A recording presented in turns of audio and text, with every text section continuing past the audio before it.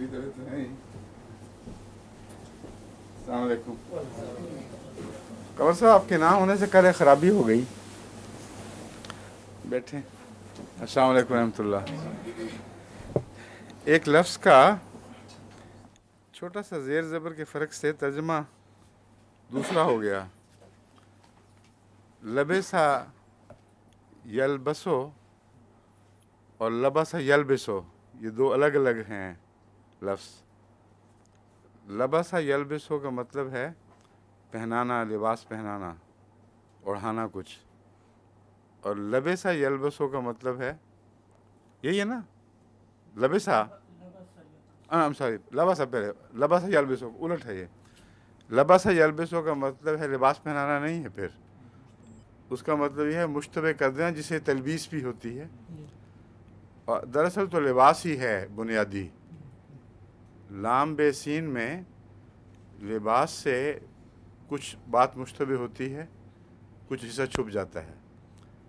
اس لیے اس لفظ کے بہت ہی باریک فرق سے دو معنی بن گئے ہیں، ایک لباس پہنانا اور ایک معاملہ مشتبہ کرنا. قرآن کریم نے جو یہ باب استعمال فرمایا ہے فرشتوں کے تعلق میں، وہ لباس پہنانے والا نہیں بلکہ معاملہ مشتبہ کرنے والا ہے. کیونکہ مضمون میں وہ بھی بیٹھ رہا تھا، اس لیے میں نے لباس پہنانے کا ترجمہ کر دیا تھا. اور مومن صاحب کے دماغ میں آئی بات لیکن اٹک گئے کہ شاید میں نے ڈکشنری دیکھی ہو، اس کا بھی وہ بھی مطلب ہو. مگر ہمارے جو ہے نا حافظ صاحب، حافظ مظفر صاحب، ان کی فیکس ملی ہے کہ یہ زیر زبر کے فرق سے چھوٹی سی بات سے مضمون بدل گیا ہے. تو اس کو میں ٹھیک کر کے پڑھتا ہوں آپ کے سامنے، سمجھ گئے. لیکن اس سے پہلے تلاوت ہونی چاہیے. تلاوت جہاں تک کی تھی اس کے بعد صرف 2-3 آیات رہ گئی ہیں، اس لیے ان کو شامل کر کے پہلے ہم تلاوت کرتے ہیں، پھر دوبارہ اس مضمون کی طرف واپس آئیں گے. قمر صاحب کو دیکھ کے یاد آ گئی بات، کیونکہ قمر صاحب بھی ماشاء اللہ ان باتوں میں کافی پکے ہیں. اعوذ باللہ من الشیطان الرجیم، بسم اللہ الرحمن الرحیم. قل ای شیء اکبر شہادہ قل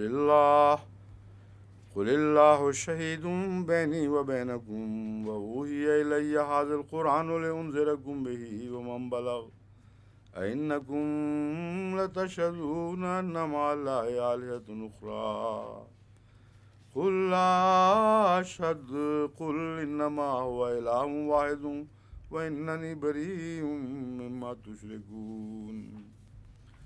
الذین آتیناہم الکتاب یعرفونہ کما یعرفون ابناءہم الذین خسروا انفسهم فهم لا یؤمنون.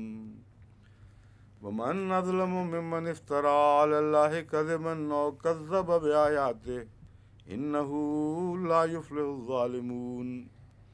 ویوم نحشرهم جميعا ثم نقول للذین اشرکوا این شرکاؤکم الذین کنتم تزعمون ثم لم تکن فتنتهم الا ان قالوا واللہ ربنا ما كنا مشرکین. انظر کیف کذبوا علی انفسهم وضل عنهم ما كانوا یفترون. ومنهم من يستمع إليك وجعلنا على قلوبهم أكنة أن يفقهوه وفي آذانهم وقرا وإن يروا كل آية لا يؤمنوا بها حتى إذا جاءوك يجادلونك يقول الذين كفروا إن هذا إلا أساطير الأولين. وهم ينهون عنه وينأون عنه وإن يهلكون إلا أنفسهم وما يشعرون. ولو ترى إذ وقفوا على النار فقالوا يا ليتنا نرد ولا نكذب بآيات ربنا ولا نكذب بآيات ربنا ونكون من المؤمنين. بل بدا لهم ما كانوا يخفون من قبل ولو ردوا لعادوا لما نهوا عنه وإنهم لكاذبون وقالوا إن هي إلا حياتنا الدنيا وما نحن بمبعوثين ولو ترى إذ وقفوا على ربهم قال أليس هذا بالحق قالوا بلى وربنا قال فذوقوا العذاب بما كنتم تكفرون قد خسر الذين كذبوا بلقاء الله حتى إذا جاءتهم الساعة بغتة قالوا يا حسرتنا على ما فرطنا فيها وهم يحملون أوزارهم على ظهورهم ألا ساء ما يزرون وما الحياة الدنيا إلا لعب ولهو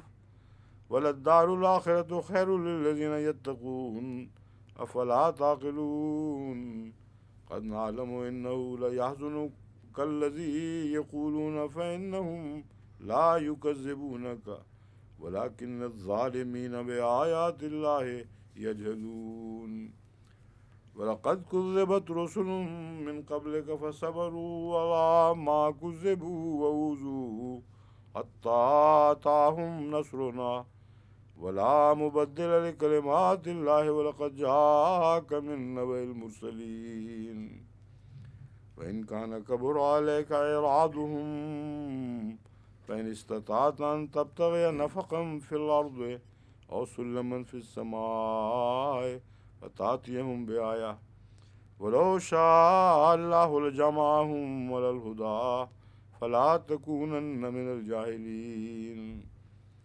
إنما يستجيب الذين يسمعون والموتى يبعثهم الله ثم إليه يرجعون وقالوا لولا نزل عليه آية من ربه قل إن الله قادر على أن ينزل آية ولكن أكثرهم لا يعلمون وما من دابة في الأرض ولا طائر يطير بجناحيه إلا أمثالكم ما فرطنا في الكتاب من شيء ثم إلى ربهم يحشرون والذين كذبوا بآياتنا صم وبكم في الظلمات من يشاء الله يضلله ومن يشاء يجعله على صراط مستقيم قل أرأيتكم إن أتاكم عذاب الله وأتتكم الساعة وغير الله تدعون إن كنتم صادقين بل إياه تدعون فيكشف ما تدعون إليه إن شاء وتنسون ما تشركون.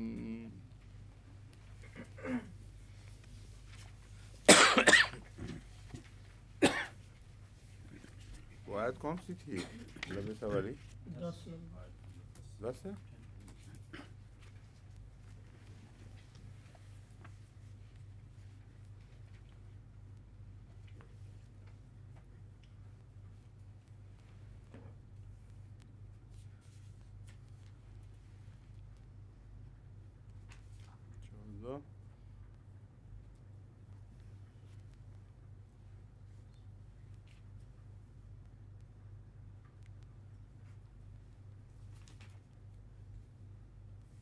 یہ ہے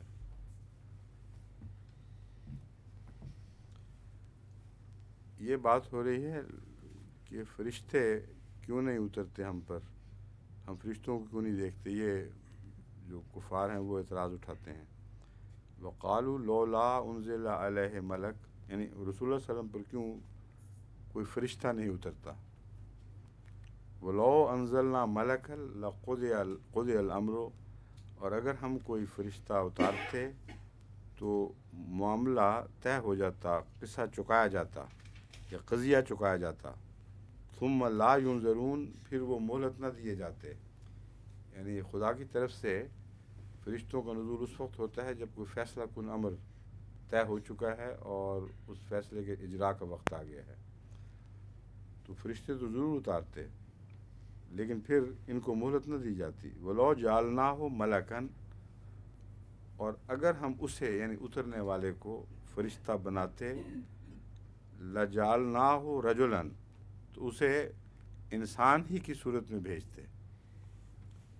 وَلَلَبَسْنَا عَلَيْهِمْ مَا يَلْبِسُونَ، تو پھر ہم ان پر، میں نے یہ ترجمہ کیا تھا کہ چونکہ انسان کی صورت میں بھیجتے تو اسے کپڑے بھی پہنائے جاتے، تو ایسے فرشتوں کو پھر ہم اسی طرح کپڑے پہناتے، ما یلبسون، جیسا کہ یہ لوگ کپڑے پہنتے ہیں. یعنی ان میں اور فرشتوں میں کوئی فرق دکھائی نہ دیتا.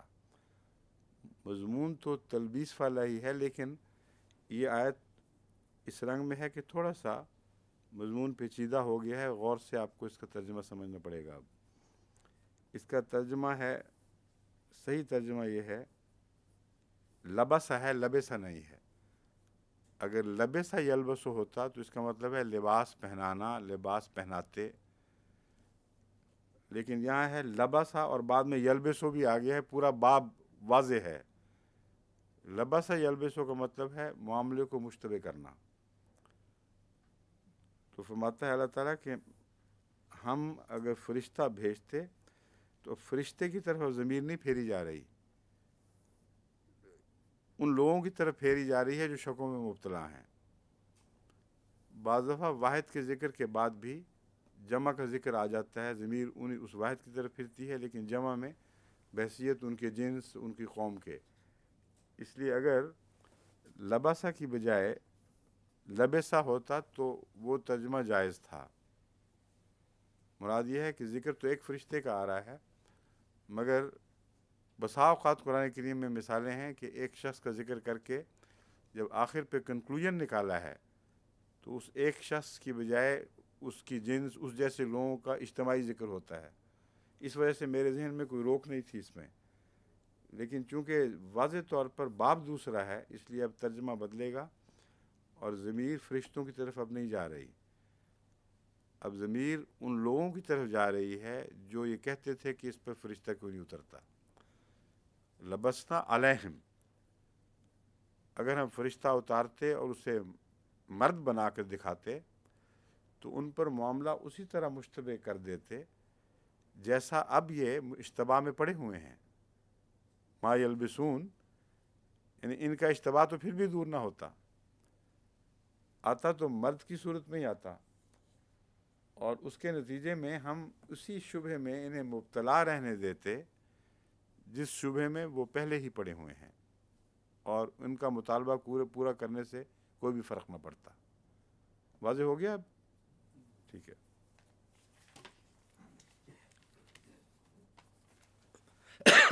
اب یہاں سے شروع کرتے ہیں. قل ایو شین اکبر و شہادہ، تو پوچھ کہ کون سی چیز ہے جو شہادت میں سب سے بڑی ہے، شہادت میں زیادہ قابل اعتماد کون ہے، یا کون. ایو شین سے مراد تو ہے کون سی چیز، لیکن جواب اس کا اللہ آئے گا، اس لیے کیا چیز ہو سکتی ہے عمومی سوال ہے. یہ خدا کی مراد یہ ہے خدا کی گواہی سے زیادہ اور کون سی چیز شہادت میں قابل قبول ہو سکتی ہے، کون زیادہ معتبر ہو سکتی ہے. قل اللہ وہ شہید بینی و بینکم، اب بظاہر شہادہ کا جواب ہے قل اللہ، مگر یہاں بات ٹھہرتی نہیں ہے. اللہ یوں بیان فرمائے قل اللہ شہید بینی و بینکم، اللہ تمہاری اور میرے درمیان گواہ ہے، بس اللہ کی شہادت سے بڑھ کر اور کوئی شہادت نہیں. یہ اس ترجمہ بنتا ہے اس کا. قل ایو شین اکبر و شہادہ، کیا چیز ہے جو شہادت میں زیادہ قابل اعتبار، سب سے زیادہ قابل اعتماد ہو. قل اللہ شہید بینی و بینکم، کہہ دے اللہ ہی تمہارے اور میرے درمیان، ہمارے درمیان، میرے اور تمہارے درمیان گواہ ہے، اور اس چیز سے زیادہ کوئی قابل اعتماد شہادت نہیں. وَأُوحِیَ إِلَیَّ هَٰذَا الْقُرْآنُ لِأُنذِرَکُم بِهِ وَمَن بَلَغَ، اور مجھ پر یہ قرآن اتارا وحی کیا گیا ہے لِأُنذِرَکُم، تاکہ میں تمہیں ڈراؤں اس کے ذریعے بہی ومن بلغ، اور ہر اس شخص کو ڈراؤں جس تک یہ پہنچے. یعنی قرآن کریم صرف اول مخاطبین کے لیے نہیں بلکہ بعد میں آنے والوں کے لیے یا مختلف دنیا میں پھیلے ہوئے لوگ جہاں جہاں یہ قرآن پہنچتا ہے انذار کا کام کرتا ہے، انہیں متنبع کرتا ہے۔ اَإِنَّكُمْ لَتَشْهَدُونَ أَنَّ مَعَ اللَّهِ آلِهَةً أُخْرَىٰ، کس چیز سے ڈراؤں؟ اس بات سے کہ کیا تم گواہی دیتے ہو کہ اللہ کے سوا بھی کوئی دوسرا معبود ہے؟ قُلْ لَا أَشْهَدُ، تو کہہ کہ میں تو بہرحال یہ گواہی نہیں دیتا۔ قُلْ إِنَّمَا هُوَ إِلَٰهٌ وَاحِدٌ، اور کہہ دے کہ یقیناً اللہ ہی ایک الہ، ایک معبود ہے، وہی ایک معبود ہے جس کے سوا اور کوئی نہیں۔ انما ہوا الہ واحد میں بہت زور پایا جاتا ہے، تکرار ہے اس وحدت کے مضمون کی، بس اللہ ہی ہے جو واحد خدا ہے۔ وَإِنَّنِي بَرِيءٌ مِّمَّا تُشْرِكُونَ، اور میں اس سے بری الذمہ ہوں، اور بیزاری کا مضمون بھی بری میں پایا جاتا ہے۔ دونوں مضامین موجود ہیں اس میں کہ میں تو اس سے بیزار ہوں جو تم شرک کرتے ہو، یا جو تم شرک کرتے ہو اس میں کوئی میری ذمہ داری نہیں ہے، خالصتاً تم ذمہ دار ہو اس شرک کے۔ الذین آتیناہم الکتاب یعرفونہ کما یعرفون ابناءہم، وہ لوگ جن کو ہم نے کتاب دی ہے اسے پہچانتے ہیں، کما یعرفون ابناءہم، جیسے اپنے بیٹوں کو پہچانتے ہیں۔ الذین خسروا انفسہم، ہاں وہ لوگ جنہوں نے اپنے نفسوں کو، اپنی جانوں کو گھاٹے میں ڈالا ہے، یا جن کی نفس انفسہم، ہاں یہ خسروا انفسہم، جنہوں نے اپنے نفسوں کو گھاٹے میں ڈالا ہے، نقصان پہنچایا ہے، فہم لا یؤمنون، بس یہ وہ لوگ ہیں جو ایمان نہیں لائیں گے یا ایمان نہیں لاتے۔ یہاں یہ مثال ہے، میں ایک دفعہ پہلے درس میں اس مضمون کو کھول چکا ہوں، امید ہے یاد ہوگا آپ کو، کہ کیا مطلب ہے کہ وہ اس کو پہچانتے ہیں جیسے اپنے بیٹوں کو پہچانتے ہیں۔ کیوں جی، یاد ہے؟ جس کو یاد ہے وہ ہاتھ کھڑا کر دے۔ آپ کو یاد ہے؟ ہاں، مبارک صاحب بتائیں۔ باپ کی جو صفات ہیں وہ بیٹے میں منتقل ہوتی ہیں، اور صفات کی وجہ سے پہچانا جاتا ہے۔ پھر اپنے بیٹوں کی طرح کس کتاب کو، کیا ان کا کلام ہے جو پہچانتے ہیں؟ اللہ تعالیٰ بھی اپنی صفات کی وجہ سے ہیں؟ پہچانا، اللہ تعالیٰ اپنی صفات کی وجہ سے پہچانا۔ نہیں، اس کا عبارت یہ ہے، الذین آتیناہم الکتاب، وہ لوگ جن کو ہم نے کتاب دی، یعرفونہ کما یعرفون ابناءہم، وہ اس کتاب کو پہچانتے ہیں جیسا کہ وہ اپنے بچوں کو پہچانتے ہیں۔ بعض لوگوں کے نزدیک ضمیر رسول اللہ صلی اللہ علیہ وسلم کی طرف جاتی ہے، بعض کے نزدیک کتاب کی طرف، بعض کے نزدیک دونوں امکانات ہیں، مگر وہ کس طرح پہچانتے ہیں؟ وہ اپنے بچوں کو تو اپنے ذریعے پہچانتے ہیں۔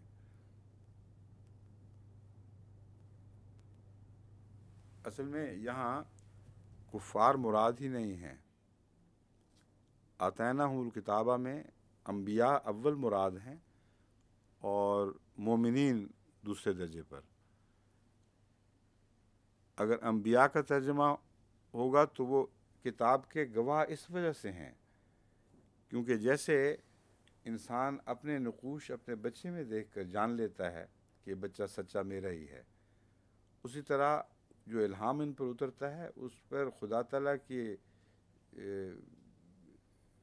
صفات کی ایسی چھاپ ہے کہ اس کے بعد ان کے لیے کسی شک کی گنجائش ہی کوئی نہیں رہتی کہ الہی کلام نازل ہو رہا ہے۔ بس کلام الہی خود ظاہر کر دیتا ہے کہ یہ کلام الہی ہے، اگر کسی میں ہوش ہو، ورنہ عام کلام ایسے اترتے رہتے ہیں پاگلوں والے جو خدا کی الہی کلام ہو ہی نہیں سکتے، تو مگر خدا جن کو اتارتا ہے ان کو اتنی عقل ہوتی ہے کہ کلام الہی کی پہچان رکھتے ہیں۔ یہ تو ہے ترجمہ اگر انبیاء کی طرف ضمیر پھیری جائے، آتیناہم الکتابہ میں انبیاء کی طرف ضمیر پھیری جائے، اور یعرفونہ میں کتاب کو پہچانتے ہیں، ایک یہ امکان ہے۔ دوسرا ہے الذین آتیناہم میں ایک نبی کے وقت کے وہ لوگ جو مومنین ہیں جن کی خاطر کتاب اتاری جاتی ہے۔ وہ پہچانتے ہیں کتاب کو بھی اور نبی کو بھی، اور وہاں پہچاننے کا مضمون اس لیے اور واضح ہو جاتا ہے کہ اترتا تو نہیں وہ دیکھتے کلام الہی کو. جس طرح ایک باپ یقینی طور پر کہہ ہی نہیں سکتا گواہ کے طور پر کہ یہ میرا بچہ، ہزار امکانات کھلے رہتے ہیں، ہزار احتمالات باقی رہتے ہیں، لیکن جب بچہ پیدا ہو جائے اس میں وہ اپنے آثار دیکھتا ہے. اور آج کل کے زمانے میں تو قطعی طور پر سائنسی لحاظ سے اس کے آثار میچ کر لیتے ہیں ڈاکٹر، اور وہ کہتے اتنی قطعی گواہی ہے کہ اب دنیا کی تمام کورٹس اس کو تسلیم کرنے لگ گئی ہیں. تو وہ قرآن کریم کا کلام جو اطلاق ہے وہ ظاہر پر بھی ہوتا ہے، باطن پر بھی ہوتا ہے، گہرائی کے ساتھ بھی ہوتا ہے. یہ میں سمجھانا چاہتا ہوں کہ یہ قطعی بات ہے کہ اتنا یقینی ثبوت باپ کا اپنے بیٹے میں پایا جاتا ہے کہ اگر اس اصول کو وہ اطلاق کر کے دیکھیں نبی پر یا کتاب پر تو ان کو صاف سمجھ آ جائے گا کہ یہ نبی کی بنائی ہوئی کا کلام ہی نہیں ہے، انسان کا کلام نہیں ہے، اس پر اللہ کی چھاپ ہے. تو اس طرح وہ اپنے بیٹوں کی طرح کتاب کو بھی پہچانتے ہیں اور نبی کو بھی پہچانتے ہیں. الذین خسروا انفسہم، ہاں وہ لوگ جنہوں نے اپنے نفسوں کو گھاٹے میں ڈال دیا ہے، ہم لا یؤمنون، وہ نہیں ایمان لائیں گے یا ایمان نہیں لاتے. خسروا انفسہم سے مراد اس تعلق میں یہ بنتا ہے کہ وہ لوگ جو عادتاً ایسے اعمال کرتے ہیں کہ وہ نقصان اپنے نفس کے لیے نقصان اٹھاتے رہتے ہیں، وہ اس صلاحیت سے عاری ہو جاتے ہیں کہ صحیح پہچان کر سکیں.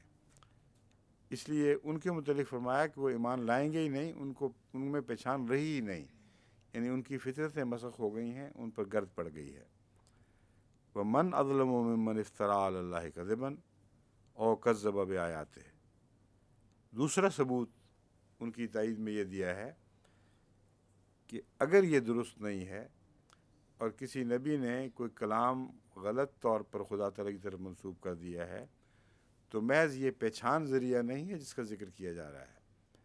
اللہ تو پہچانتا ہے نا، اور اللہ جانتا ہے کہ یہ کلام میرا نہیں ہے. جیسا باپ جانتا ہو کہ میرا بیٹا نہیں ہے تو وہ تو ضرور کوئی قدم اٹھائے گا. اللہ تعالیٰ تو سب سے زیادہ باغیرت ہے. تو اللہ تعالیٰ فرماتا ہے کہ یہ ہو ہی نہیں سکتا کہ ایسا شخص جو خدا کی طرف جھوٹ باندھے جب کہ اس نے اس سے کلام نہ کیا ہو، اللہ ایسے ظالم کو خالی چھوڑ دے، کیونکہ اس سے بڑا ظلم اور کو ہو ہی نہیں سکتا. خدا کی طرف منسوب کرے اور کلام اپنے نفس کا ہو، یا او کذب بآیاتہ، مگر اظلم دونوں ہی ہیں، جھٹلانے والے بھی بہت ظالم ہیں. تو یہ ممکن ہی نہیں ہے کہ جھوٹا پکڑا نہ جائے، یا وہ جھوٹا دعوے دار پکڑا جائے گا یا اس کو انکار کرنے والے پکڑے جائیں گے. انہ لا یفلح الظالمون، ظالموں کو وہ بہرحال کامیاب نہیں ہونے دیتا، ان کو بامراد نہیں کرتا. اس سے پتہ چلتا ہے کہ صرف نبیوں کا نہ پکڑے جانا، دعوے داروں کا، اکیلی دلیل نہیں ہے. ظالموں کا خائب و خاسر ہونا اور مسلسل نقصان اٹھاتے چلے جانا یہ مکمل دلیل بن جاتی ہے. تو اس دور میں بھی حضرت اقدس مسیح موعود علیہ السلام کی سچائی میں یہ آیت اسی طرح گواہ کھڑی ہے. اب سمجھ آ جاتی ہے کہ سورہ صف میں من اظلموں کا محاورہ کیوں استعمال کیا گیا تھا، جس کو من اظلم ممن کیا ہے وہ یدعی الی الاسلام والی آیت، من افترا علی اللہ کذبا ومن أظلم ممن ومن اظلم ممن افترا علی اللہ الکذبا وهو یدعی الی الاسلام. ہاں میں یہ بتا رہا ہوں کہ من تائید کی آیت اور من اظلم کہ کون ہے اس سے زیادہ ظالم جو اللہ پر افترا کرتا ہے، یہی مضمون تائید میں یہاں بالکل کھل کے آ گیا ہے. وہاں اس کے جھوٹا ہونے کی طرف اشارہ نہیں ہے من اظلم کہہ کے، بلکہ اس کے سچا ہونے کی دلیل دی جا رہی ہے کہ ہو سکتا ہے کہ وہ اسلام کی طرف بلایا جا رہا ہو اور وہ انکار کر جھوٹ بولتا ہو، خدا پر اس نے جھوٹ باندھا ہو، ایسے ظالم کو اللہ کامیاب ہونے دے، یہ ناممکن ہے۔ وہی دلیل ہے یہاں حضرت صلی اللہ علیہ وآلہ وسلم کے تعلق میں، مضمون بالکل وہی ہے جو وہاں تھا۔ وَيَوْمَ نَحْشُرُهُمْ جَمِيعًا، اور وہ دن جب ہم ان کو اکٹھا کریں گے۔ دو دفعہ یہاں اکٹھے کا مضمون ہے، ایک ناشروں میں اکٹھا کرنا اور ایک جمیعاً کا مطلب بھی اکٹھا ہے، تو ان سب کو اکٹھا کریں گے، اس کا ترجمہ ہونا چاہیے۔ جس دن ہم ان سب کو اکٹھا کریں گے، ثم نقول للذین اشرکوا، پھر ان سے کہیں گے جنہوں نے شرک کیا، این شرکاؤکم، تمہارے شریک کہاں ہیں؟ الذین کنتم تزعمون، یعنی وہ شریک جو تم نے بنا رکھے تھے اپنے گمان میں، جن کو تم شریک سمجھا کرتے تھے۔ ثم لم تکن فتنتہم الا ان قالوا واللہ ربنا ما کنا مشرکین۔ ثم لم تکن فتنتہم، پھر ان کا فتنہ باقی نہیں رہے گا۔ کیا مراد ہے فتنہ باقی نہیں رہے گا؟ جو جھوٹ کوئی گھڑے وہ بھی فتنہ ہے، اور شرک کا فتنہ ہے ایک بہت بڑا۔ وہ جو انہوں نے شرک کا فتنہ بنا رکھا تھا، وہ قیامت کے دن اس طرح بے نقاب ہو جائے گا کہ اس میں سے کچھ بھی باقی نہیں نکلے گا۔ بس جب ان سے پوچھا جائے گا کہ لاؤ اب شریک کہاں ہے، وہ شریک نہیں لا سکیں گے۔ ثم لم تکن فتنتہم، پھر ان کے فتنے کا کچھ بھی باقی نہیں رہے گا، سوائے اس کے کہ وہ اقرار کریں، الا ان قالوا، سوائے اس کے کہ وہ اقرار کریں، واللہ ربنا، اللہ کی قسم ہے جو ہمارا رب ہے، ما کننا مشرکین، ہم مشرک نہیں تھے۔ اب پھر جھوٹ بول گئے۔ ایسی عادت پڑ جاتی ہے بعض وقت جھوٹ کی کہ یوم حشر میں خدا کے سامنے کھڑے ہیں، اللہ کہہ رہا ہے لاؤ شریک لاؤ، کہتے ہیں نا ہم نے تو شرک کیا ہی کوئی نہیں۔ کبھی اس سے زیادہ جھوٹ سوچا تھا کسی نے؟ اصل میں یہاں بھی خدا کو گواہ حاضر ناظر سمجھ کے جھوٹ بولتے جاتے ہیں، اور اتنا یقین ہو جاتا ہے ان کو کہ ہاں خدا گواہ ہے، جھوٹ بول رہے ہیں، کہ یہی ان کے قیامت کے دن ان کے اوپر ان کے ظلم کو ننگا کرنے کے لیے استعمال ہوگا۔ اللہ کے حضور کہیں گے نہ ہم تو شرک کیا ہی نہیں کرتے تھے۔ انظر کیف کذبوا علی انفسہم، دیکھو تو صحیح اپنے خلاف کیسا جھوٹ بولتے ہیں، حد ہی کر دیے جھوٹ کی۔ وَضَلَّ عَنْهُمْ مَا كَانُوا يَفْتَرُونَ، اور جو کچھ وہ جھوٹ کڑا کرتے تھے وہ سب ان سے زائل ہو جائے گا، اس کا کچھ بھی خدا باقی نہیں چھوڑے گا۔ وَمِنْهُمْ مَنْ يَسْتَمِعُ إِلَيْكَ، ان میں ایسے بھی ہیں جو تیری طرف بظاہر کان لگا کر سنتے ہیں، تیری طرف ان کی نظر کان لگے رہتے ہیں کہ کیا ہو۔ اس میں دونوں مضمون داخل ہیں، کچھ بدنیتی سے سنتے ہیں اور ہر وقت جاسوسی کرتے رہتے ہیں، کچھ بظاہر سنتے ہیں لیکن سمجھ کچھ نہیں آ رہی ہوتی، دکھاوا کر رہے ہوتے ہیں۔ وَجَعَلْنَا عَلَىٰ قُلُوبِهِمْ أَكِنَّةً، حالانکہ ہم نے ان کے دلوں پر پردے ڈال رکھے ہیں، ان یفقہوا، کہ وہ کچھ سمجھ سکیں، وفی آذانہم وقرا، اور ان کے کانوں میں بوجھ ہیں۔ اس کے باوجود اگر وہ سنتے ہیں تو فائدہ ان کو کچھ نہیں ہو سکتا۔ یعنی یہ سننے والے وہ ہیں جن کو اللہ نے در حقیقت سمجھنے سے محروم کر رکھا ہے، کہ ان کے سننے کی نیت ہی میں فطور پایا جاتا ہے۔ یا وہ سنتے ہیں جاسوسی کی خاطر، یا وہ سنتے ہیں دکھاوے کے لیے کہ لوگ سمجھیں کہ ہم بڑی باتیں سن رہے ہیں، اور یہ خود دونوں باتیں پردے ہیں۔ اللہ تعالیٰ نے ان کے دلوں پر پردے ڈال رکھے ہیں، اس لیے ایسے سننے والوں کو کچھ بھی خاک بھی پلے نہیں پڑے گا، کچھ سمجھ نہیں آئے گی۔ وَإِن يَرَوْا كُلَّ آیَةٍ لَا يُؤْمِنُوا بِهَا، اگر وہ ہر نشان بھی دیکھ لیں تب بھی وہ ایمان نہیں لائیں گے، کوئی ایک نشان بھی ان کو فائدہ نہیں دے گا۔ حَتَّىٰ إِذَا جَاءُوكَ يُجَادِلُونَكَ يَقُولُ الَّذِينَ كَفَرُوا، یہاں تک کہ جب وہ تیرے پاس آتے ہیں، یجادلونک، تو اس سے جھگڑا کرتے ہیں، یقول الذین کفروا، وہ جنہوں نے کفر کیا کہتے ہیں یا کہیں گے ان ھذا الا اساطیر الاولین، یہاں کہتے ہیں کہ مضمون ہے، کہتے ہیں کہ یہ تو پہلے لوگوں کے قصے کہانیوں کے سوا کچھ بھی نہیں ہے، اساطیر الاولین گزرے ہوئے لوگوں کی کہانیاں ہیں۔ یہ آج کل کے مولویوں کا بھی بالکل یہی طریقہ ہے۔ کئی دفعہ سوال جواب کی مجالس میں آتے ہیں تو ان کو نشان بتاتے چلے جاؤ، کہتے نہیں کوئی ایک نشان دکھاؤ مرزا صاحب کو، ایک نشان، 1000 دکھا دو بتاتے چلے جاؤ، پھر بھی مطالبہ یہ کہ ایک نشان۔ وہ اصل میں اثر کو جھاڑنے کے لیے نا اس قسم کی بار بار تکرار کرتے ہیں تاکہ سننے والے سمجھیں کہ ہاں ہم نے غور کیا، ہم اس کو غلط سمجھ رہے ہیں۔ اور جب ہمارا وفد پیش ہوا تھا اسمبلی میں خلیفۃ المسیح ثالث کے ساتھ، میں بھی تھا، اس وقت انہوں نے ایک عجیب رٹ لگائی ہوئی تھی کہ مرزا صاحب نے جو بھی تفسیریں کی ہیں وہ ساری کی ساری پہلوں کی نقلیں ہیں، کوئی ایک تفسیر کی ایک بات بتاؤ۔ اب خلیفۃ المسیح ثالث نے بے شمار باتیں بتائیں، کتاب سورہ الفاتحہ کتاب ان کے سامنے تھی، لیکن وہ ہر بات سننے کے باوجود ہمارا مطالبہ ہے کوئی ایک بات بتاؤ جو نہیں، اگر ساری وہی ہیں تو تم نے ان سب کو جھٹلا دیا ہے، تو پھر تم نے پہلوں سب کو جھٹلا دیا ہے، اور اگر نہیں جھٹلایا تو ان کو جھوٹا کیوں کہتے ہو؟ پھر وہ شخص جس کی تفسیر کلیتاً پہلوں کی جن بزرگوں کی تم عزت کرتے ہو ان کی نقل ہے، تو اس کی تفسیر کا کہاں انکار کرو گے تم؟ پھر جہاں کرو گے تمہارا پہلوں سے بھی تعلق کاٹا جائے گا، اور عقلاً تمہارے پاس گنجائش ہی کوئی نہیں رہتی، تو اس لیے ان کا جھوٹ ان کے اندر ہی داخل ہوتا ہے، ذرا سا کھول کر دیکھیں تو دکھائی دینے لگتا ہے۔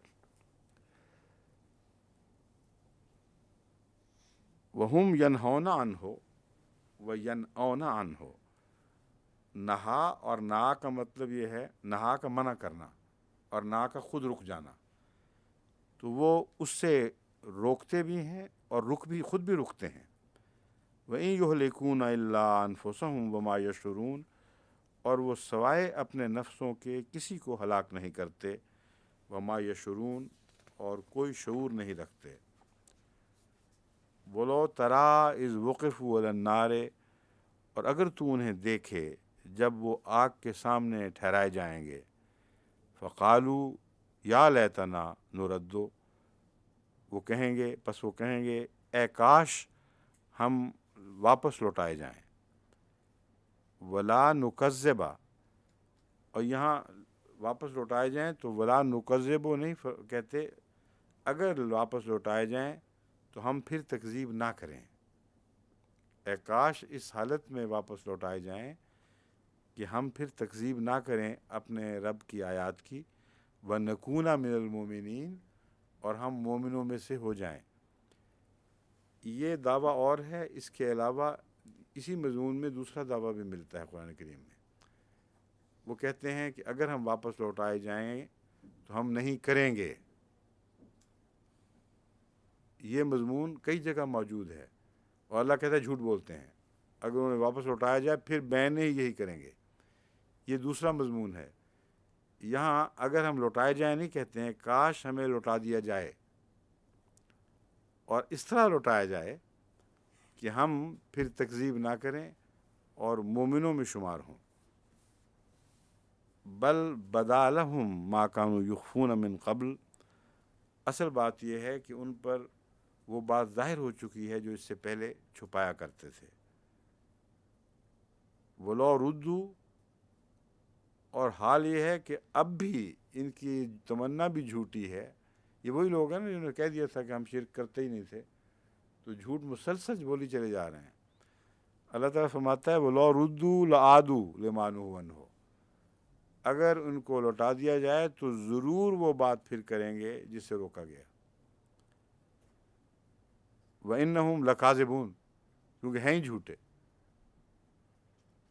وَقَالُوا إِنْ هِيَ إِلَّا حَيَاتُنَا الدُّنْيَا وَمَا نَحْنُ بِمَبْعُوثِينَ، اصل بات یہ ہے ان لوگوں کا دنیا میں یہ ایمان تھا، إِنْ هِيَ إِلَّا حَيَاتُنَا الدُّنْيَا، کہ جو کچھ بھی ہے دنیا ہی کی زندگی ہے، وَمَا نَحْنُ بِمَبْعُوثِينَ، اور ہم اٹھائے جانے والے کبھی بھی نہیں ہو سکتے، ایسا کبھی نہیں ہو سکتا کہ ہم اٹھائے جانے والے ہوں، یعنی ہمیں اٹھا دیا جائے دوبارہ. ولو ترا اذ وقفوا علی ربہم، پہلے تھا ولو ترا اذ وقفوا علی النار، اب ہے ولو ترا اذ وقفوا علی ربہم. اگر تو دیکھ لے ان کو اس حالت میں کہ جب وہ خدا کے حضور ٹھہرائے جائیں گے. قال الیس ھذا بالحق، اور اللہ ان سے کہے گا کہ کیا یہ حق نہیں ہے؟ قالوا بلا وربنا، کہیں گے قسم خدا کی ضرور سچ ہے، کیوں نہیں، ہم اپنے رب کی قسم کھاتے ہیں کہ حق ہے. قال فذوقوا العذاب بما کنتم تکفرون، وہ اللہ فرمائے گا کہ پس پھر تم عذاب کو چکھو بما کنتم تکفرون، بوجہ اس کے جو تم انکار کیا کرتے تھے. اب تو اقراری مجرم بن ہی گئے ہو. یہ گواہی تو بہرحال دی ہے کہ اللہ سچا ہے، اور اللہ جانتا ہے کہ تم پہلے جھوٹے تھے اور تم انکار کیا کرتے تھے، اس لیے عذاب کو چکھو. یہاں عذاب کے ساتھ چکھنے کا مضمون میں پہلے بھی بتا چکا ہوں، دوبارہ پوچھنا چاہتا ہوں کہ چکھنا کیوں ہوتا ہے؟ چکھنا تو ذرا سا چکھ کے چھوڑ دیا جاتا ہے، عذاب ان کو صرف چکھنے کے لیے ملے گا؟ ٹھیک ہے، کوئی بتائے گا، جواب دے گا کوئی؟ یہ چکھنا تو بطور محاورہ استعمال ہوتا ہے. جی چکھنا کا لفظ بطور محاورہ استعمال ہوتا ہے، ویسے تو اس کا مطلب یہی ہے کہ وہ عذاب دیا جائے گا. نہیں، کیوں چکھنے کا محاورہ خدا نے یہاں استعمال کیا بطور خاص؟ قرآن تو بڑی فصیح و بلیغ کتاب ہے، اس لیے اس میں حکمت ہے جو چکھنا فرمایا ہے. بات یہ ہے کہ اگر انسان کسی مزیدار چیز کو چکھتا ہے تو اس کو پینے کی خواہش پیدا ہوتی ہے، اور جو خطرناک چیز ہے اس کو چکھے بغیر صرف چکھنے کی طاقت ہوتی ہے اس کے لیے ناممکن ہے کہ گھونٹ بھر لے. تو عذاب اتنا سخت ہوگا کہ جس طرح ابلتی ہی چائے کی پیالی منہ سے لگتے ہی انسان پیچھے ہٹاتا ہے اس کو، اس طرح عذاب ان کو دھکے دے گا، اور پہلا تعارف ان کا چکھنا ہی ہوگا صرف. اور پھر جب وہ ڈال دیے جائیں گے، بے اختیار ہوں گے، وہ الگ بات ہے. مگر چکھنا عذاب کی نرمی کی طرف نہیں، اس کے شدت کی طرف اشارہ کرتا ہے. ایسا خطرناک عذاب جس کو چکھنے سے زیادہ کسی میں استطاعت ہی نہیں ہو سکتی. یہ الگ بات ہے کہ زبردستی پلا دیا جائے، منہ کھول کے اونڈیل دیں تو اور بات ہے، مگر اپنی طاقت کے لحاظ سے چکھنے کے سوا ان میں کوئی استطاعت نہیں ہے.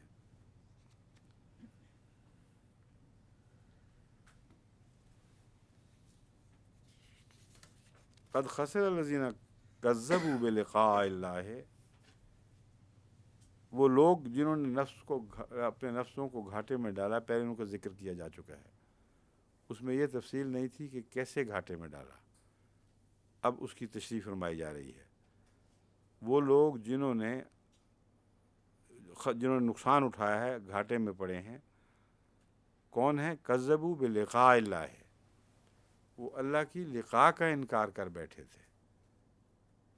اور اسی مضمون کو پہلے بھی بیان فرمایا ہے کہ وہ لوگ ایسے ہیں جو کہتے تھے کہ یہی دنیا کی زندگی ہے، ہم دوبارہ نہیں اٹھائے جائیں گے. یہ جو سودا ہے یہ بہت نقصان کا ہے، کیونکہ تمام انسانی اعمال کی صحت کا انحصار اس بات پہ ہے کہ میری جواب طلبی ہوگی. اس دنیا میں بھی اگر جواب طلبی کا تصور اٹھا لیں تو فساد عام برپا ہو جاتا ہے. جتنا کرائم ہو رہا ہے دنیا میں، اس امید پر ہو رہا ہے کہ جواب طلبی سے بچ جائیں گے. اگر یقین ہو کہ یہ کیا اور جواب طلبی ہوگی تو کوئی مجرم پھر جرم کی جرت نہیں کر سکتا. تو اللہ تعالیٰ جو خسرہ کا مضمون بیان فرما رہا ہے، اصل گھاٹا اس بات کا ہے کہ آخرت میں پیش ہونے پر ایمان اٹھ جائے اور انسان سمجھے کہ ہم اسکاٹ فری ہیں، یہاں جو چاہیں کرتے پھریں، مر کے جی اٹھنا ہی نہیں تو پھر کیا فرق پڑتا ہے. ایسے لوگ بے حیا مجرم بن جاتے ہیں، ان کو کوئی خوف، کوئی کسی قسم کا تردد باقی نہیں رہتا. تو فرمایا قد خسر الذین کذبوا بلقاء اللہ، جنہوں نے اللہ کی لقاء کا انکار کر دیا ہے وہ گھاٹے والے لوگ ہیں. حتیٰ اذا جاءتہم الساعۃ بغتۃ، یہاں تک کہ گھڑی تو یہ آنی ہی آنی ہے، جب اچانک ان تک وہ گھڑی آ پہنچے گی. قالوا یا حسرتنا علی ما فرطنا فیہا. اب یہاں بغتتاً کا مضمون جو ہے، موت تو ہر ایک کو آتی ہے، بغتتاً اس لیے کہ ان کے لیے جی اٹھنے کا تجربہ بالکل غیر متوقع ہوگا. اس لیے اچانک دھکا لگے گا ان کو، ہیں یہ کیا ہوا، ہم تو جی اٹھے ہیں. اور وہ قیامت کے دن سے پہلے ہی اتنا شعور بیدار ہو چکا ہوتا ہے کہ انسان کو مرنے کے بعد یہ پتہ چلتا ہے کہ میں دوبارہ اٹھا ہوں اس دنیا میں، آنکھ یہاں بند کی تھی وہاں کھولی ہے. یہ بغتتاً ان کی توقع کے خلاف بات تھی، اس لیے بغتتاً ہے، ورنہ تو ہر ایک کے لیے بغتہ ہی ہے. قالوا یا حسرتنا علی ما فرطنا فیہا. موت کے وقت نہیں ہے یہ بغتتاً، یہ جی اٹھنے کے تجربے سے تعلق رکھنے والا مضمون ہے. کیونکہ موت کے وقت یہ نہیں کہا کرتے یا حسرتنا علی ما فرطنا، مانتے ہی کچھ نہیں، ان کا تو دماغ ہی نہیں جاتا بعض وقت خدا کی طرف. بس لقاء کا جب قرب ان کو نصیب ہوگا، وہ لمحے جب وہ دیکھیں گے کہ لقاء سامنے آئی کھڑی ہے، اس وقت وہ کہیں گے یا حسرتنا علی ما فرطنا فیہا، اے حسرت وائے حسرت اس پر جو ہم نے فرت کا ترجمہ بتاتا ہوں، ہم نے فرض سے کام لیا ہے. فرت کا مضمون مختلف معنی رکھتا ہے. ایک یہ ہے کہ ایک انسان ایک چیز کو دیکھے اور توجہ نہ دے اور آگے گزر جائے، اس کو بھی فرتا کہتے ہیں. ایک یہ معنی ہے کوتاہی، کسی چیز سے اس کا حق ادا نہ کرنا، اس میں کوتاہی دکھانا اور کمی رکھ دینا، اس کا معنی بھی فرتا ہے. یہ دونوں معنی کمی سے تعلق رکھتے ہیں. ایک معنی اضافے سے تعلق رکھتا ہے.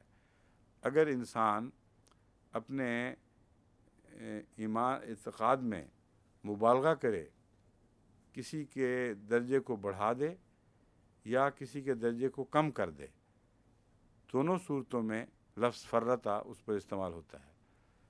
یعنی کیوں آپ کہنا چاہتے ہیں؟ مادہ تو ایک ہے لیکن باب بدل نہیں، جائے گا. اسی باب میں یہ تو آپ کو شک نہیں رہنا چاہیے، میں چیک کر کے آیا ہوں. مجھے یہی خیال تھا کہ یہ ایک ایسا لفظ ہے جس پہ پوری احتیاط سے نظر ڈالنی چاہیے ڈکشنری پر، تاکہ بعد میں کوئی عالم یہ نہ کہے کہ یہ بات آپ نے یوں کر دی تھی. بین ہی اسی باب میں اسی لفظ کے اندر ڈکشنری یہ دو متضاد معنی دیتی ہے کہ اس لفظ میں افراد بھی شامل ہے، تفریط بھی شامل ہے، بڑھانا بھی شامل ہے، گھٹانا بھی شامل ہے، کیونکہ اس کے مادے میں یہ بات داخل ہے. بس کسی قسم کی کوتاہی اس کے مضمون کا حق ادا کرنے میں ہو جائے، حقیقت کے بیان میں یا اس کا حق ادا کرنے میں کوئی بھی کوتاہی ہو، وہ لفظ فرتا سے ادا ہوگی. کیوں جی، درست ہے غلط ہے؟ ٹھیک ہے. تو کہتے ہیں ما فرطنا فیہا، ہم نے جو اللہ تعالیٰ کی ذات میں، یا فیہا تو اللہ تعالیٰ کی ذات نہیں ہو سکتا، یہ مضمون ہے ساتھ کے متعلق، قیامت کی گھڑی کے متعلق ہو سکتا ہے. ساتھ بغتتاً قالوا یا حسرتنا علی ما فرطنا فیہا، ہم نے جو اس کے معاملے میں بے احتیاطی اور کوتاہی سے کام لیا، اس کو اہمیت نہیں دی، یہ مراد ہے فرطنا. وہم یحملون اوزارہم علی ظہورہم، یہ اس وقت وہ بات کہیں گے جب کہ اپنے بوجھ اپنی پیٹھوں پر اٹھائے ہوئے ہوں گے. الا ساء ما یزرون، خبردار بہت ہی برا ہے جو وہ اٹھائے ہوئے ہوں گے. یہ پیٹھوں پر بوجھ سے کیا مراد ہے؟ کیوں جی؟ وہ ہاتھوں کی طرح باقاعدہ گٹھیاں باندھ کے پیچھے اٹھائی ہوں گی، یا کوئی اور بات ہے؟ ذلت اور کثرت بوجھ بھی ہو سکتا ہے، گناہ اتنے ہوں گے کہ ساتھ پہ اٹھا ہی نہیں سکتے جو کہ ہوں گے. پیٹ پہ ڈلاتے ہیں، یہ بھی ہے. اور چھپانے کے لیے یا چھپانے کے لیے ایسے پیچھے نظر نہ آئے. وہ جو میں نے کہا تھا نا کہ قوم کا بھی بوجھ ہے ان کے اوپر بھاری، کیا تھا وہ مصرع؟ یہ خبر کسی طریقے سے حمار تک تو پہنچے یہ بوجھ اتنے زیادہ ہیں ان بدبختوں کے، لوگوں کو بھی مسلیڈ کرتے ہیں. اس لیے کوئی اپنا نفس کا بوجھ نہیں ہے جو اٹھائے پھرے آرام سے. یہ لادے ہوئے بوجھ سے مراد ہے دوسروں کے بھی بوجھ اٹھائے ہوں گے، یا دوسرے معنوں میں جیسے آپ نے کہا ہے گناہ اتنے کثرت سے ہو جائیں کہ پھر ان کی گٹھریاں لادنی پڑیں، اور خدا نے چھوڑنا تو کچھ نہیں ہے. انہوں نے تو فرض سے کام لی ہے، اللہ نے فرض سے کام نہیں لینا. کچھ بھی ان کا باقی نہیں رکھے گا. جو کچھ بھی گناہ ہیں وہ اپنے بوجھ اٹھائے ہوئے واپس آئیں گے، سامنے آئیں گے. اور دوسرے اس منظر کشی میں تذلیل بھی ہے. ایک انسان پیٹھ پہ اپنا بوجھ اٹھائے ہوئے جا رہا ہے، یہ ذلت کا نشان ہے. اسی لیے حضرت مسیح علیہ الصلوۃ والسلام کو جب ذلیل کرنے کی کوشش کی گئی آخری وقت میں، تضحیک سے کام لیا، تو وہ آپ کی صلیب آپ کی پیٹھ پر لا دی گئی کہ یہ اٹھا کے لے کے چلو. تو خدا تعالیٰ ایسے بدبختوں سے یہ معاملہ قیامت کے دن کرے گا کہ ان کے بوجھ، ان کے گناہ اس صورت میں وہ گھسیٹے پھریں گے کہ دنیا میں ان کی دیکھنے والوں میں ان سب کے سامنے ان کی تذلیل ہوگی.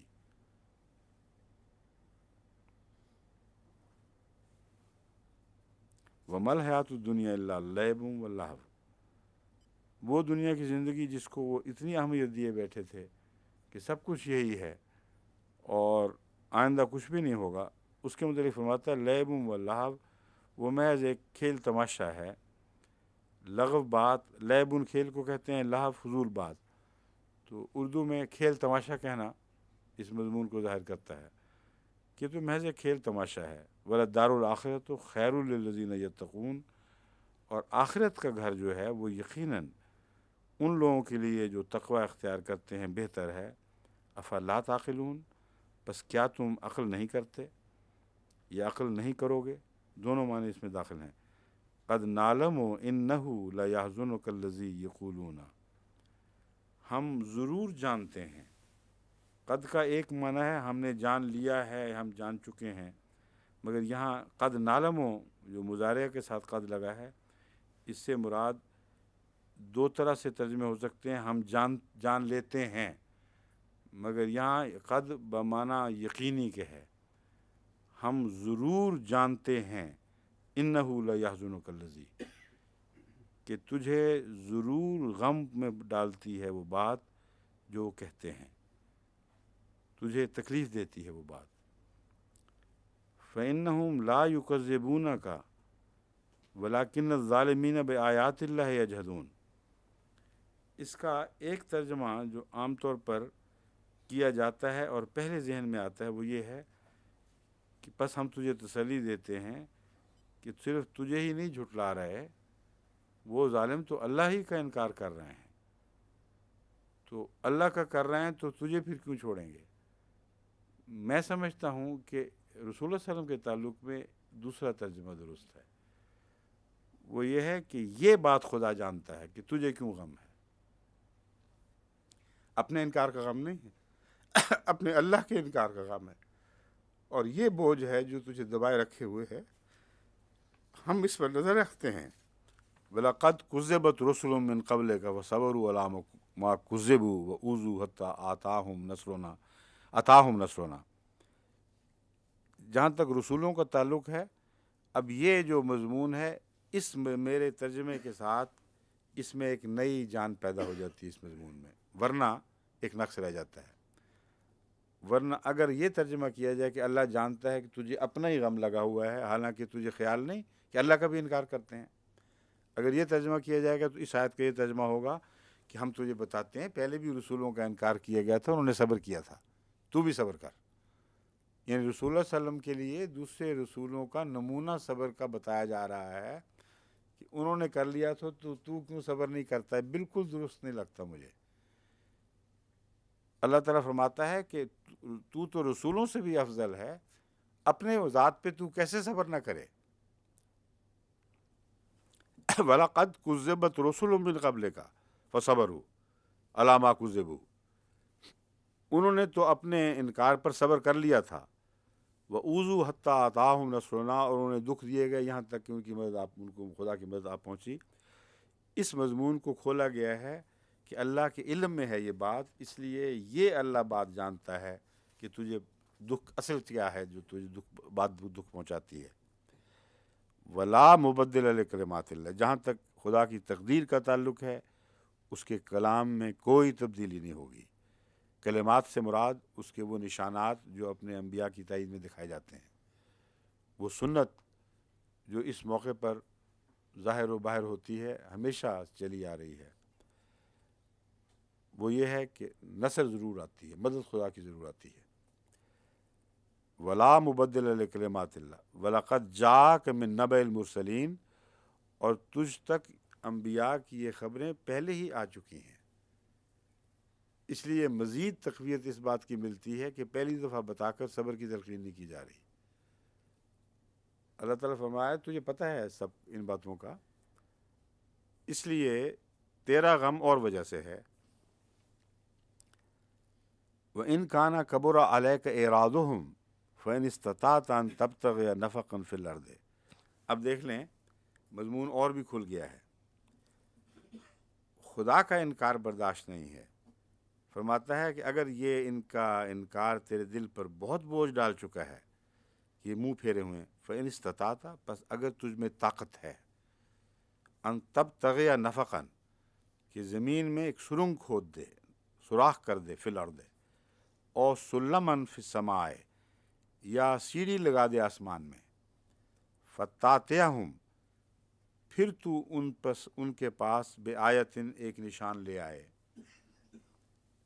زمین کھود کے کوئی نشان تلاش کرے یا آسمان سے ایسا نشان لے آئے جس سے یہ خدا کی ہستی کے قائل ہو جائیں، یہ مراد ہے۔ اگر یہ بات ہے تو کیا اللہ اگر چاہتا تو ایسا نہ کر سکتا؟ واللہ ولو شاء اللہ لجمعہم علی الہدی، اور اگر اللہ چاہتا تو انہیں ہدایت پر جمع کر دیتا۔ یہ اس کا منشا ہی نہیں ہے کہ ہر شخص کو مجبوراً ہدایت دے دے، اسکیم آف تھنگ کے خلاف ہے، یہ کلمات اللہ کے خلاف ہے۔ بس جو سنت پہلے رائج ہو چکی ہے وہ اب بھی رائج رہے گی، اور اللہ کی سنت ہے کہ زبردستی لوگوں کو ہدایت پر اکٹھا نہیں کیا کرتا۔ ہاں تیرا بس چلے تو یہ کر دے، یہ مراد ہے۔ اتنی تمنا ہے ان کو ہدایت دینے کی، انکار کا غم نہیں، ان کو ہدایت دینے کی تمنا ہے کہ اگر تیرا بس چلتا تو زمین کھودتا یا آسمان پہ سیڑھی لگا کے چڑھ جاتا کہ کوئی نشان ایسا اتر آئے کہ خدا تعالیٰ کو یہ دیکھ لے اور ہدایت پا جائے، لیکن تیرے بس کی بات نہیں۔ انما یستجیب الذین یسمعون، یقیناً وہی سنتے اور جواب دیتے ہیں جو سنتے ہیں۔ اب سنتے اور جواب دیتے ہیں کا ترجمہ جو میں نے کیا ہے پہلی آیت کی روشنی میں، ورنہ لفظی ترجمہ یہی ہے جو سنتے ہیں وہ جواب دیتے ہیں۔ حالانکہ اللہ تعالیٰ پہلے فرما چکا ہے کہ سنتے ہیں اور جواب نہیں دیتے، تو مراد ہے کہ وہی حقیقت میں سنتے ہیں جو جواب دیتے ہیں جب سنتے ہیں، ورنہ باقی سنتے ہی نہیں اصل میں۔ والموت یبعثہم اللہ، اور مردے وہ ہیں کہ اللہ انہیں ضرور اٹھائے گا۔ ثم الیہ یرجعون، اور پھر وہ اس کی طرف لوٹائے جائیں گے۔ وقالوا لولا نزل علیہ آیۃ من ربہ، اور وہ کہتے ہیں اے کاش اس پر کوئی ایک آیت ہی اس کے رب سے کی طرف سے اتاری جاتی۔ پھر وہی رٹ، وہی بک بک ہے۔ عجیب ہی بیوقوف قوم ہے، کفار کی ضد تو حیرت انگیز ہے۔ یہ ساری باتیں سننے کے بعد کہیں لولا نزل علیہ آیۃ من ربہ، چلو ایک ہی آیت اس کے رب کی طرف سے اتار دی جاتی۔ قل ان اللہ قادر علی ان ینزل آیۃ ولکن اکثرہم لا یعلمون، کہہ دے کہ اللہ تعالیٰ تو بہت قادر ہے، اس بات پر قدرت رکھتا ہے کہ کوئی عظیم الشان آیت نازل فرمائے، ولیکن اکثرہم لا یعلمون، لیکن ان میں سے اکثر جانتے ہی نہیں اس بات کو۔ وما من دابۃ فی الارض ولا طائر یطیر بجناحیہ الا امم امثالکم، اور کوئی بھی ایسا چلنے والا جاندار زمین میں نہیں، ولا طائر یطیر بجناحیہ، اور نہ ہی کوئی ایسا پرندہ جو اپنے دو پروں سے اڑتا ہے، الا امثالکم، مگر یہ تمہاری طرح ہی کی امتیں ہیں۔ ما فرطنا فی الکتاب من شیء، ہم نے کتاب میں کوئی بھی قابل ذکر بات بیان سے چھوڑی نہیں، فرطنا اس کو نظر انداز نہیں کیا۔ ثم الی ربہم یحشرون، پھر وہ اپنے رب کی طرف اکٹھے کیے جائیں گے۔ یہاں امت سے تمہاری طرح کی امتیں ہیں سے کیا مراد ہے؟ کیوں جی مومن صاحب؟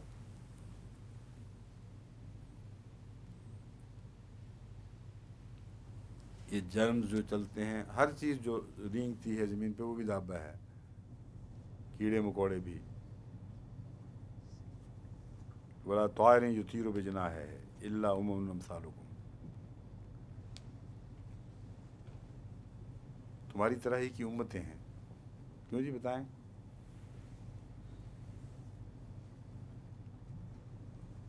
قمر صاحب آپ کے ماتھے پہ غور کا بل پڑا ہوا ہے، بتا دیں آپ کیا سوچا ہے؟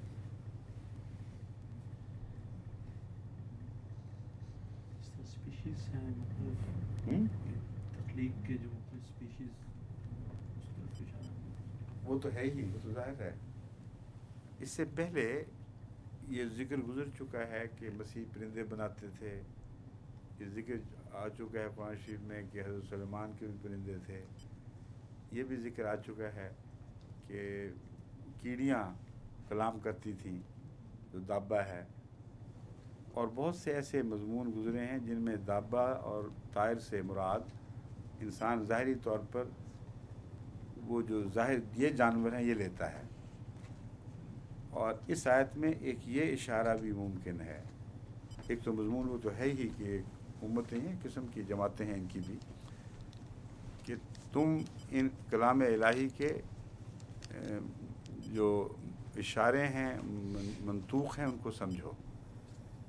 اللہ تعالیٰ مثالیں دیتا ہے بعض دفعہ دابہ سے، مثلا یہ جو جھکے ہوئے ہیں لوگ زمین کی طرف، ان کے متعلق فرمایا ہے گائے بھینسوں کی طرح ہیں، تو یہ نہیں یا بندر بن گئے، تو یہ ساری مثالیں جو قرآن میں ملتی ہیں ان کا لفظی ترجمہ نہ کیا کرو، یہ تمہاری طرح ہی کے لوگ ہیں، ان کی مختلف نوعیتیں ہیں، کوئی بندر کی شکل میں ہے، کوئی کیڑی کی شکل میں ہے، کوئی کیڑوں مکوڑوں کی طرح زندگی بسر کر رہا ہے، اور کچھ ایسے ہیں جو پرندوں کی طرح ہواؤں میں اڑ رہے ہیں، آسمان کی وسعتوں تک پہنچنے والے ہیں۔ تو یہ تمثیلات ہیں جو اللہ تعالیٰ بیان فرماتا ہے، اور یہ تمہارے جیسے ہی لوگوں کے اوپر چسپاں ہونے والی تمثیلات ہیں۔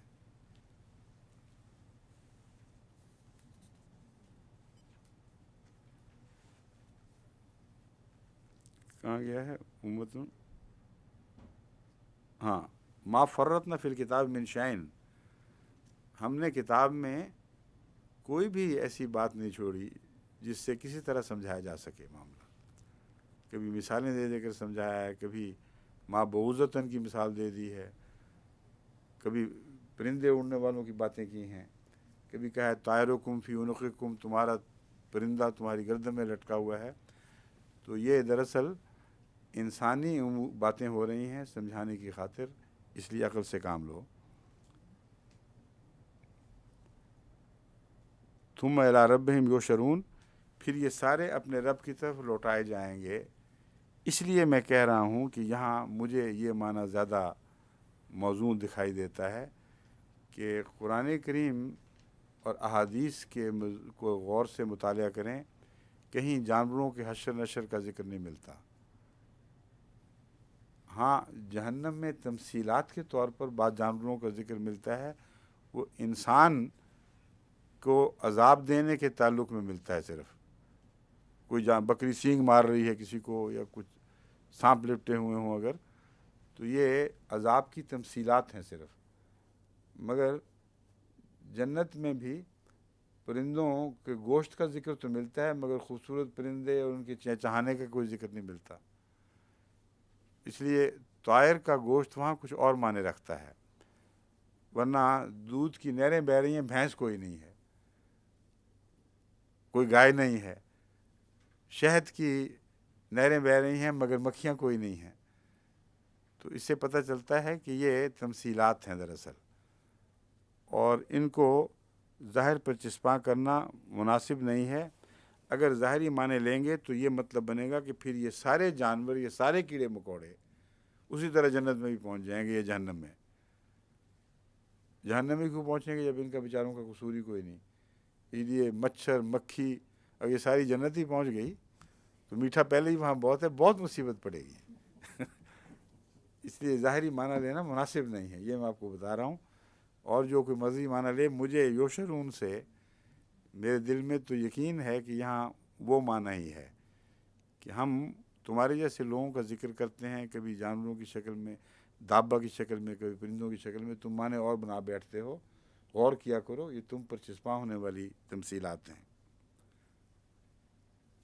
वल्लज़ीन कज़्ज़बू बिआयातिना सुम्मुन व बुक्मुन फी ज़ुलुमात, वो जो खुदा की आयत का झूठ को झुठला देते हैं वो तो गूंगे और बहरे हो जाते हैं, फी ज़ुलुमात, अंधेरों में पड़े हुए, देखते भी कुछ नहीं। तो उनको ये तमसीलात बेचारों को कैसे फिर समझ आएंगी। मैं यशा अल्लाहु युद्लिलहु, जिसको अल्लाह चाहता है उसे फिर गुमराह ठहरा देता है। व मैं यशा यजअलहु अला सिरात मुस्तकीम, और जिसे चाहता है उसे सीधे रास्ते पर चला देता है या कायम फरमा देता है। कुल अरैतकुम इन अताकुम अज़ाबुल्लाहि व अततकुम उस्साअतु व गैरुल्लाहि तदून इन कुंतुम सादिकीन, तू कह दे, पूछ उनसे, अरैतकुम इन अताकुम अज़ाबुल्लाह, बताओ तो सही मुझे। अरैतकुम का ये भी माना होता है मुझे बताओ तो सही। इन अताकुम अज़ाबुल्लाह है कि अगर तुम्हारे पास अल्लाह का अज़ाब आ जाए, और अततकुम उस्साअत हो, या क़यामत की घड़ी आ जाए, या इनक़लाब की घड़ी आ जाए, गैर अल्लाह तदून, क्या फिर भी तुम अल्लाह के सिवा किसी को पुकारोगे। ये बात है जो इंसानी फितरत में दाखिल है। मुशरिक भी अज़ाब के वक्त अल्लाह अल्लाह ही कर उठता है, सारे शिर्क ख़त्म हो जाते हैं। इन कुन तुम सादिकीन, अगर तुम सच्चे हो तो इस बात का जवाब दो, अपने नफ्स में कुरेद कर देखो, तुम्हारा नफ्स गवाही देगा कि तुम सच्चे हो कि अल्लाह के सिवा ऐसे मौके पर किसी को नहीं पुकारते। बल इय्याहु तदूना, नहीं बल्कि तुम उसी को बुलाते हो। फयक्शिफु मा तदूना इलैहि, फिर तुम जिस सिमत में अल्लाह से खैर चाहते हो वो, या जिस अज़ाब से बचाने के लिए खुदा की मदद चाहते हो, यक्शिफ हो, वो उसे दूर फरमा देता है। इंशा, अगर वो चाहे।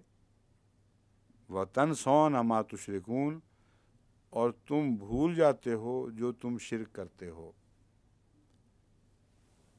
यहाँ उस वक्त की घड़ी में उनका भूल जाना, मा तुशरिकून, दूसरा माना इसके ये होंगे, तनसौना मा तुशरिकून, इसका क्या ये माना बन सकते हैं कि जो तुम शिरक करते हो तुम्हें भुला देता है। फिर ये बातें तनसौना में तो भुलाने का माने नहीं है, अनसा होना चाहिए। तनसौना तुम भूल जाते हो, बेमा तशरकून नहीं है, इसलिए वही माना बनेगा। जो तुम शिरक करते हो वो क्राइसिस के वक्त तुम्हारे काम नहीं आता, उस वक्त तुम ज़रूर भूल जाया करते हो, यही तर्जुमा बनेगा। और वक्त ख़त्म होगी। क्यों जी, मुट्ठी बन गई? हाँ ठीक है, पूरी आयत के मुताबिक हमने कर लिया था आज तो, पहली दफ़ा हुआ इस तरह है। माशाअल्लाह।